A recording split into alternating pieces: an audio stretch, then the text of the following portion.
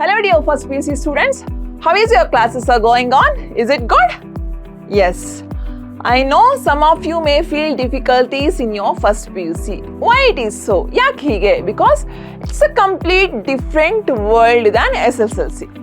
When you compare SSLC, first PUC and second PUC, first P U C is difficult. ಇದನ್ನು ಫಸ್ಟೇ ಅರ್ಥ ಮಾಡ್ಕೊಳ್ಳಿ. First P U C ನಿಮಗೆ ಕಷ್ಟ ಆಗತ್ತೆ.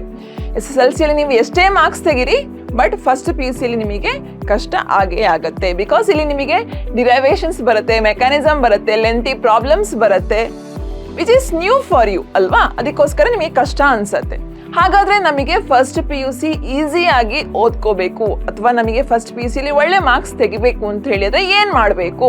3 ಸ್ಟೆಪ್ ಅನ್ನ ಫಾಲೋ ಮಾಡಬೇಕು. ಏನಾ 3 steps? Concept clarity, notes preparation and time management.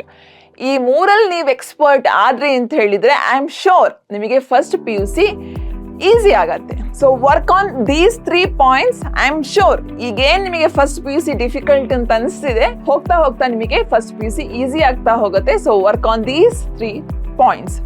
Teacher with you always.